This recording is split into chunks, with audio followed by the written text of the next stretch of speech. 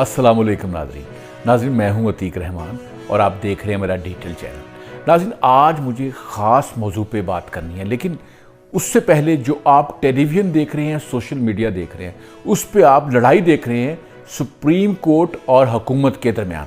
Parliament ने जो कानून साजी की थी कि चीफ जस्टिस की डिक्टेटरशिप, उसकी मलूकियत को ख़त्म किया जाए कि वो वाहिद फ़र्द वाहिद खुद से ही सो मोटो ले लेता है। अगर फ़र्ज़ कर लें कि चीफ जस्टिस का किसी पार्टी से ताल्लुक़ हो या उसका दामाद जो है वो किसी पार्टी का एमपीए हो, उसका वज़ीर भी हो, और उसके बाद उस चीफ जस्टिस के किसी ख़ास पार्टी के लोगों के साथ ताल्लुकात भी हों, जिस तरह परवेज़ लाई है या जिस तरह फवाद चौधरी लोग हैं, ऐसे लोगों से उसके ताल्लुकात हों, तो वो तो ऐसी डिक्टेटरशिप कायम करेगा। इसलिए पार्लियामेंट ने ये कानून, जिससे मुल्क तबाह हो सकता है, मुल्क का बड़ा नुकसान हो सकता है, इसलिए पार्लियामेंट ने कानून साजी की कि 3 सीनियर जजों की ये कमेटी होगी जिसमें चीफ जस्टिस भी शामिल होगा।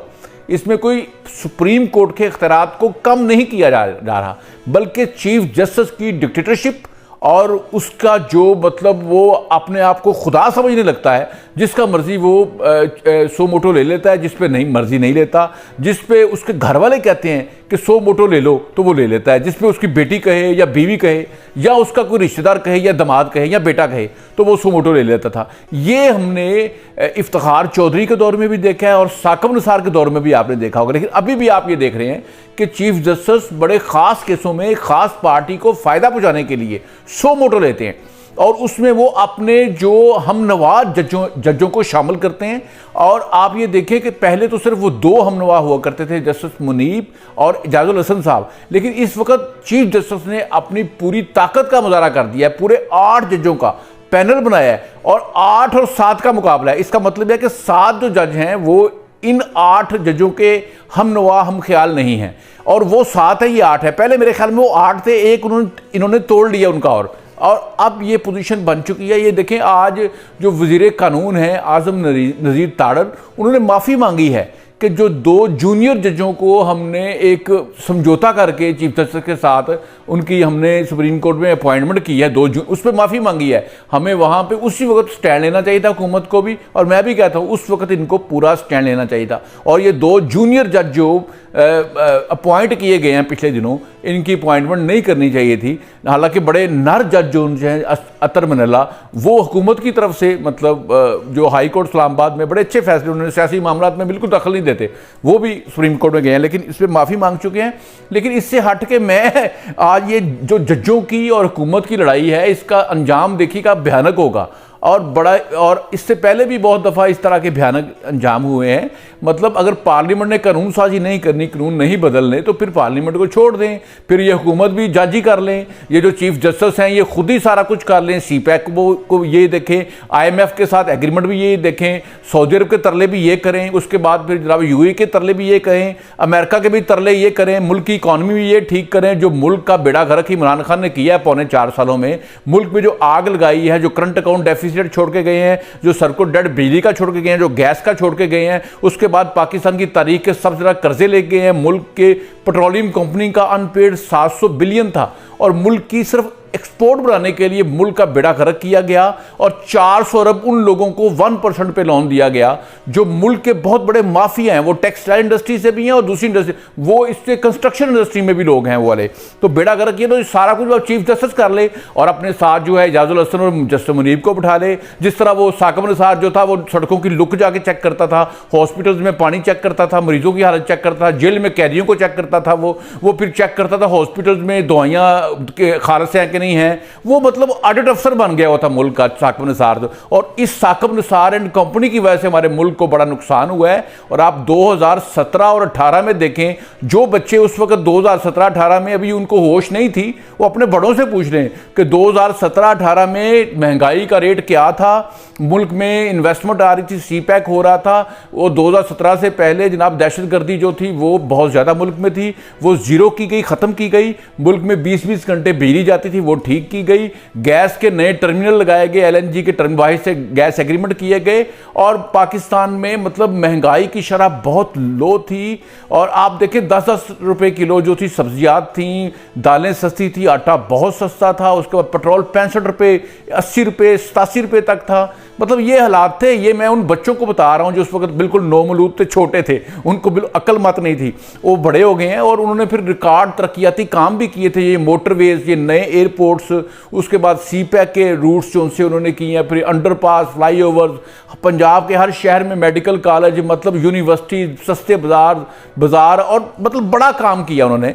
लेकिन कर्जा उन्होंने काम लिया था, इमरान खान ने तो अभी कर्जा। अब देखें ना, अब वो जो इन्होंने बिगाड़ पैदा किया है वो अभी तक ठीक नहीं हो रहा। ये मतलब जो बड़े एक्सपर्ट लोग हैं उनसे भी ठीक नहीं हो रहा, क्योंकि इतना बेड़ा गर्क किया गया है। ये बड़ा मुश्किल है इसको ठीक करना, बहुत मुश्किल है इसको ठीक करना। लेकिन वो सर तोड़ कोशिश कर रहे हैं और इसके लिए वो दोस्त मुल्कों से भी तावन ले रहे हैं। तो मतलब आप ये देखें, अगर ये बेड़ा गर्क ना किया होता तो अभी तक इकॉनमी जो सी है वो सबल गई होती। फिर भी आजकल जो है हालात बेहतरी की तरफ जा रहे हैं। लेकिन हमारी ये जुडिशरी जो है, इसने हमेशा हमारे मुल्क की इकॉनमी को तबाह किया है और जुडिशरी की वजह से ये सारे क्राइसिस आए हैं। आज भी जुडिशरी जो है हमारे मुल्क की इकॉनमी को तबाह कर रहा है। अगर जुडिशरी ने ज़्यादा पंगेबाजी की, इमरजेंसी लगी, इस तरह के हालात हुए, तो मैं आपको यकीन दिलाता हूँ ये डॉलर जो है ये 1000 रुपये का हो जाएगा। 1000 रुपये का $1 होगा।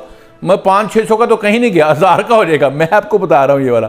और आप बिजली जो है 2 घंटे आया करेगी, गैस जो है वो बिल्कुल बंद हो जाएगी, पेट्रोल पंप जो है हफ्ते में 3 दिन खुला करेंगे। इस तरह के हालात पैदा करने चाह रहे हैं ये जुडिशरी वाले। ये जज जो हैं, ये 8 जो बंदे बैठ गए हैं ना, 8 ताकत शो हो गई है, पहले ये 3 थे। तो ये बंदों ने ये करना है मुल्क के साथ। आप याद करेंगे कौमी यूथ इमरान आपको बड़ी लेट समझ आती है, आपको बड़ी धीरे धीरे समझ आती है। आपको इमरान खान की देखें ना कितनी लेट समझ आ रही है। आप देखें, जो मैंने खबर आपसे शेयर करनी थी वो मैं भूल गया। वो खबर ये थी कि जनाब जो मुफ्ती सईद है उसने बताया कि इमरान खान ने 2 निकाह किए हैं। तो पहला निकाह उन्होंने इद्दत में किया है और जादू टूना ये था कि इमरान खान का अभी फलां डेट को, फर्स्ट डेट को निकाह होगा तो वो प्राइम मिनिस्टर बनेगा। उसके बाद वो प्राइम मिनिस्टर, इसलिए उन्होंने निकाह कर लिया इद्दत के अंदर। उसके साथ फिर रही भी वो बनी गाला के अंदर जाके बीवी। उसके बाद फिर मुफ्ती सईद को बुला के निकाह किया। अगर वो इद्दत में निकाह नहीं था तो फिर दोबारा इमरान खान ने जो है वो निकाह क्यों किया उसके साथ? इद्दत में था तो किया ना।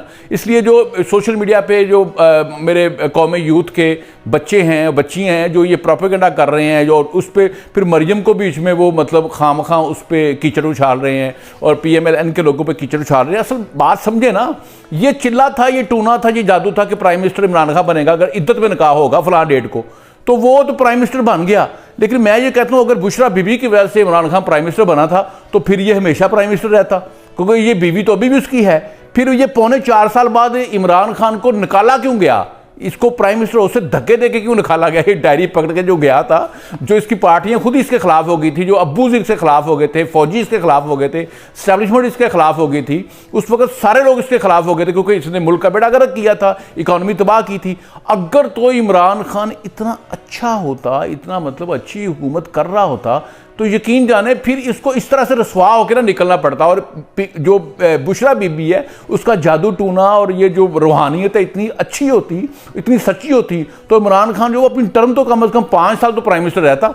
तो इसलिए मैं कहता हूँ ये भी झूठा है। ये जो टूने टोटके कर रही है ना, ये जो मुर्गियों के गोश्त इन्होंने जलाए हैं, उसके बाद फिर चांद की तरफ इस टाइम बैठना है, सूरज की तरफ मुंह करके इस तरफ टाइम बैठना है, ये टूने टोटके। और आप ये देखें ना, आप अपना देखें ना, आप कहते हैं जी घरेलू खातून है, हालांकि पता चला था ये ISI का कोई एजेंट था जो इसको खबरें देता था, इमरान खान को बताती थी और इसको वो कहता था जनाब क्या बात है।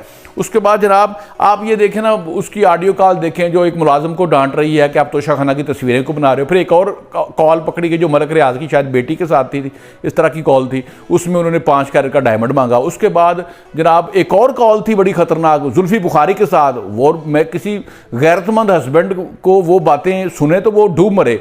लेकिन खान साहब को कब गैरत आनी है? जब ये क्रिकेट खेलते थे तो बाहर इनको अंग्रेज गंदी गालियां देते थे, अंग्रेजी के अंदर, इंग्लिश के अंदर गंदी गालियां देते थे, तो खान साहब को उस वक्त गुस्सा नहीं आता था। खान साहब कहते हैं मुझे कोई शर्म नहीं आती, मैं मतलब मेरा बाप भी जो था ना वो अनकंट्रोलेबल था मैं, और मेरी बहनें, माँ जो है वो, मैं सब किसी को कोई मुझे कंट्रोल नहीं कर सकता था। तो इमरान खान साहब जो हैं मतलब उनको तो आपको पता है जब क्रिकेट खेलते थे वो बेशर्मी के मुजाहरे करते थे। उसके बाद आप देख लेना उनकी जो पहली शादी हुई जुमैमा की जो बहन है उसके साथ अफेयर था। जुमैमा इधर पाकिस्तान आई तो उसके साथ इन्होंने माशका चला लिया और इनमें लव हो गया, उसके शादी कर ली। फिर उसके बाद जब बनी गाला बना तो उसको ब्लैकमेल करके उससे पैसा लिया। ये तो उनके करतूत हैं। और सरफराज नवाज कहता है जनाब के इन्होंने जनाब जुआ खेल के जो लंदन फ्लैट बनाया था, जिसका बड़ा कहते हैं मैं फ्लैट बेच के पाकिस्तान पैसे लेके आया, पाकिस्तान की टीम हार रही होती, ये अनफिट होकर बैठे होते थे उधर, अनफिट बैठे होते पैसे पकड़ के, तो पाकिस्तान की टीम को हरवाते थे। ये इस तरह का जुआ खेलते थे। उसके बाद आप देख लेना, उसके बाद रेहान खान कंटेनर में इंटरव्यू करने गई, उधर इश्क हो गया, वो शादी हो गई। नया पाकिस्तान तभी बना था ना कि शादी हो गई थी। उसके बाद आप देख लें बुशरा बीबी के घर जाते थे, कितने बच्चों की माँ थी, उसको तलाक करवाई, अपने साथ शादी करवाई। और छोड़ दें आप ये आशा गुललई को क्या मैसेज करते थे, छोड़ दें आप आयला मलिक के साथ किस तरह की ऑडियो लीक हुई है, किस तरह की बातें ये करते हैं, छोड़ दें रिमल खुसरा है उसके साथ जो वीडियो आने वाला है वो क्या है। मतलब ये कौमी यूथ को बड़ी लेट समझ आती है इन बातों की। लेकिन मैं आपको यकीन दिलाता हूँ कि खान साहब का आपने जो उनकी जो पॉजिटिविटी देख रहे हैं ना, उसकी जो प्लस पॉइंट है, आपके नेगेटिव देखें तो प्लस पॉइंट तो बहुत कम है इनके। मतलब 3 वर्ल्ड कप हार के 1 जीता है। माजिद खान इनको मेरिट पे क्रिकेट टीम में मैंने नहीं लेके आया था, सिफारिश पे क्रिकेट टीम पे आए थे। बड़े लोले से क्रिकेटर थे, इतने अच्छे क्रिकेटर नहीं थे। तो सबसे पहले जब कप्तान बने इमरान खान साहब, आपने साथ से माजिद खान को टीम से बाहर निकाला था। ये है खान साहब के करतूत। और भी बड़ी बातें हैं, ये जो घड़ियां बेचना, फिर ये फॉरेन फंडिंग, उसके बाद जनाब 190 मिलियन पाउंड जो एक प्रॉपर्टी टाइकॉन को वापस कर दिया इन्होंने, मलिक रियाज टाइप बंदे को, जो करप्शन का पैसा था। उसके बाद फिर जजों को धमकियां, फिर मतलब इतने केसेस हैं। लेकिन ये इमरान खान को मैं क्रेडिट देता हूँ, आज आपके सामने बैठ के क्रेडिट देता हूँ। इमरान खान ने मरियम नवाज को, बिलावल को, इन सबको बता दिया और शहबाज शरीफ को भी बता दिया, नवाज शरीफ को भी बता दिया। ये जितने हमारे जो बुजुर्ग सियासतदान हैं सबको बता दिया, ख्वाजा आसफ को, उसके बाद यूसुफ रज़ा गिलानी को, फिर आसफ जरदारी को, कि जनाब गिरफ्तारी नहीं देनी, अपने बंदे बिठा लेने हैं 100, 200, 300 बंदा, क्योंकि पुलिस ने तो उनको मारना नहीं, गोली चलानी नहीं, और स्पेशली वो बंदे अपने बिठा लेने 200-300 जो आपके लिए जान दे सकें।